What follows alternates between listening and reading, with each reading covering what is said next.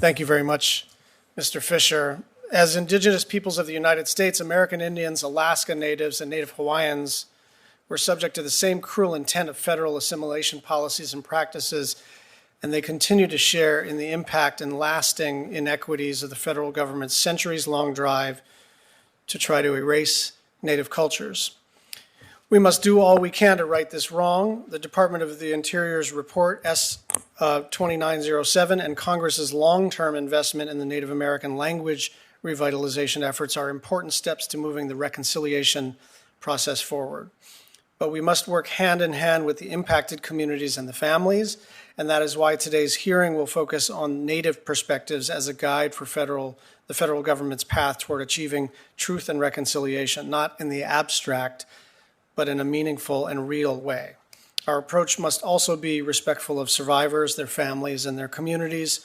The committee welcomes survivor testimony should they choose to share their stories. Written comments for the record may be submitted to testimony@indian.senate.gov. That's testimony@indian.senate.gov. I want to thank all of the witnesses for being here today, and I'd like to recognize Vice Chair Murkowski for an opening statement. Gonoshish, Chairman Schatz, thank you for convening this hearing. As you have mentioned, it is long past time for the United States to come to terms with the dark and the very terrible legacy of Indian boarding schools. From 1819 to about 1969, thousands of Native children across the country, including in my home state of Alaska and your home state of Hawaii, were taken from their families and communities, often without consent, and relocated to boarding schools thousands of miles from their homes. These boarding schools attempted to, quote, break Native children in order to quickly assimilate them into the dominant white culture. And as part of this breaking process, Native children were stripped of their identity, their language, their culture, and often forcibly. Many of these students never returned home. Federal government policy during this time was to use education as, quote, a weapon against Native people to accomplish the goals of replacing Native cultures and dispossessing Native peoples of their land. Mr. Chairman, you mentioned the words that came from Richard Henry Pratt. He was the one that was credited with founding the boarding school movement, and he claimed the need to, quote, kill the Indian, save the man. And unfortunately, American history is full of such individuals who somehow believed that they were helping at the time when they were actually committing extreme acts that devastated Native people.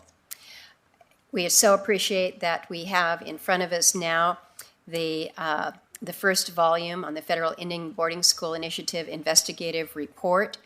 It covers the 408 federal government-supported Indian boarding schools that operated across 37 states and territories. 21 of those schools were located in Alaska. The sexual abuse, violence, malnutrition, solitary confinement, forced manual labor, untreated diseases, unreported deaths, and disappearances documented in this report make it very, very difficult to read. And we know it just scratches the surface, unfortunately, of what actually happened. Secretary Haaland, I want to acknowledge your work on that of the committee and you as well, Assistant Secretary Newland, for your work on this painful issue, for your commitment to ensuring the department provides Indigenous people with access to what you have called trauma-informed support. So there is deep appreciation for that. I have had an opportunity just last year on the National Day of Remembrance for Indian Boarding Schools to speak of some of the children who have been impacted by these policies. I spoke of Sophia Titoff, a young Anungan girl who was taken from Alaska as an orphan and brought to the Carlisle Indian Industrial School in Pennsylvania. I spoke also of Anastasia Oshkowak from Kodiak, who was taken to an orphanage after her mother passed away, and her story and the effort for her family in Alaska to finally return the remains of young Anastasia to Kodiak for reburial. These are hard stories, and of course they're not isolated to Alaska. They're so similar, unfortunately, to so many Native children's stories that are just beginning to be recounted. I think we recognize that repatriation of Native remains to their homelands is part of the healing process associated with these atrocities. So I'm interested to hear more about how the department will comply with and enforce NAGPRA, the Native American Graves Protection and Repatriation Act. We know that our neighbor to the east in Canada is dealing with its own history and legacy of Indian boarding schools and have established the Truth and Reconciliation Commission. A lot to be learned from that. Senator Warren and I have been working on this, and we're working on the Truth and Healing Commission on Indian Boarding School Policy S-2907. These are again efforts for the United States to step up to address and acknowledge the dark history that we face, but also to go further than that, to help bring healing to Native people. We've got a great panel here this afternoon, and I'm looking forward to that at the appropriate time. In the second panel, Mr. Chairman, I would like to be the one to introduce and welcome Ms. Liz Laquine Medicine Crow. Liz is the President and CEO of First Alaskans Institute and has been instrumental in so many of these issues, but I will speak to that at the appropriate time. But know that I appreciate the interest of the full committee in this very, very, very important issue. Thank you, Vice Chair Murkowski. And now Senator Cortez Masto for an opening statement.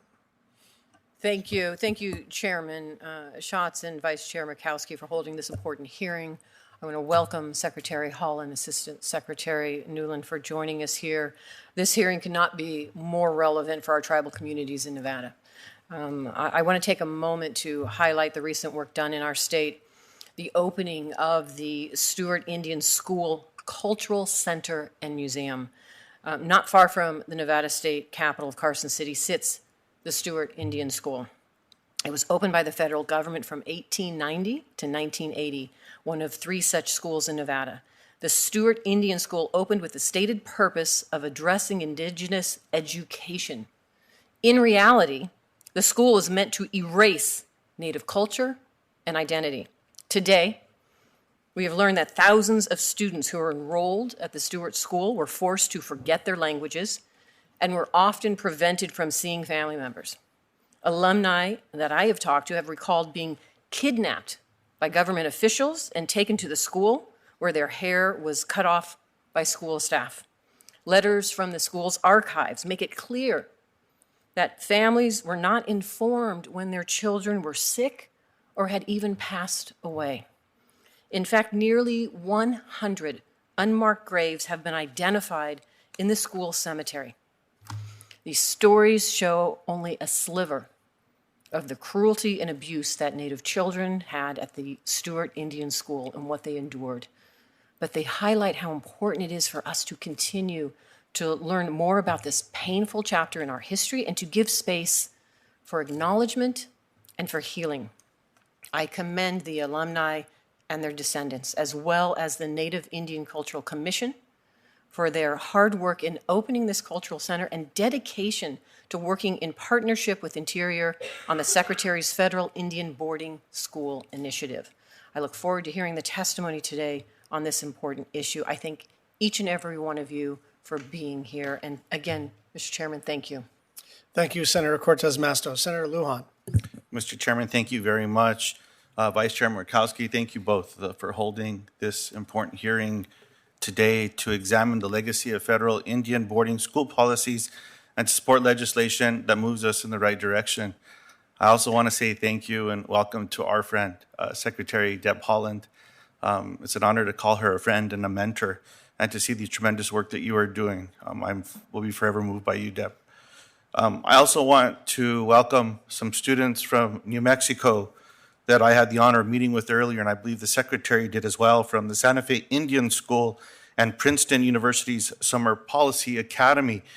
They're led by a dear friend of mine, the former governor of Cochiti Pueblo, Regis Pecos, Preston Sanchez, who is the co-counsel and also the Justice Director and has also been involved with many issues and titles. But Taryn Aguilar, Amber Garcia, and Lee Mountain, I want to thank each and every one of you for being with us today. And I understand that Michaela Swina might also be part of the leadership group that is here. But, Mr. Chairman, I would like to enter a letter of the students into the record that recommends Congress introduce legislation to formally apologize for generational harms resulting from the federal Indian boarding schools and policies. And I urge my colleagues to support this call for a formal apology and thank these young leaders for their advocacy, for their voices, for the past, for the future, and for current generations. And with your permission, I'd like just to read a paragraph from here before consideration for adoption. I quote, "A general principle we are taught early on is to apologize for our wrongdoings and to take responsibility for our actions. Since the recent release of the boarding school report, one might think the U.S. would seek to undo the long-term trauma and harm inflicted upon Native children by boarding schools. As of today, however, this is not the case. For that reason, my colleagues and I seek a formal apology in the form of legislation to restore balance among our communities and enable positive opportunities for Indigenous people to heal. By doing so, congressional leaders would signify that our education, language, culture, and traditions are important. It would also signify that Indigenous people will never again be subjected to a school system that seeks to erase our cultural identity." And I would ask for unanimous consent to that be entered into the record. Without objection. Thank you, Mr. Chairman. I yield back. We are pleased to have the author of the legislation in question as a guest of our committee. It gives us pleasure to introduce Senator Elizabeth Warren from Massachusetts. Thank you very much, Chairman Schatz. It is a privilege to be here with the Senate Committee on Indian Affairs. And I want to say a very special thank you to you and to Vice Chair Murkowski for your leadership and your support on this issue. I am here today to discuss my bill that's a focus of today's hearing, the Truth and Healing Commission on Indian Boarding School Policies Act. I thank the many co-sponsors of this bill, including Vice Chair Murkowski. Thank you for your work on this. And Chairman Schatz, thank you for your work on this, and a majority of this committee. This bill would establish a Truth and Healing Commission to formally investigate what are known as the Indian boarding school policies. These were horrifying practices carried out by the federal government to strip Native children of their Indigenous identities, beliefs, and languages. Between 1819 and 1969, these policies formally removed children from their tribal lands and their families and placed them in over 400 boarding schools. It has been estimated that by 1926, nearly 83% of American Indian and Alaska Native children were in one of the currently known Indian boarding schools. Native children were subjected to harrowing human rights violations, including spiritual, physical, industrial, psychological, and sexual abuse. They were neglected and they were traumatized. Many never returned to their families. The Department of Interior has already identified more than 50 burial sites at these schools, many of them unmarked, and that number is expected to rise. These policies also affected Native Hawaiian children. For over a century, the United States supported several boarding schools across the Hawaiian Islands and repressed Hawaiian culture. The full effects of these policies have never before been appropriately addressed by the federal government. In 2020, I worked with the committee's first witness, my friend, Secretary Deb Haaland. While she was serving in Congress, we introduced this legislation to formally investigate these policies and to respond to ongoing historical and intergenerational trauma afflicting tribal communities today. I reintroduced this bill last year with Representatives Sharice Davids and Tom Cole, the co-chairs of the Congressional Native American Caucus. I also wish to acknowledge the invaluable partnership of the National Native American Boarding School Healing Coalition and many other extraordinary stakeholders who are here with us today. When Secretary Haaland assumed her current role, she continued her outstanding work by launching the Federal Indian Boarding School Initiative and working with Assistant Secretary Newland to make this happen. I am glad that this hearing will address the first volume of the Department of the Interior's report because it contains many important findings and recommendations.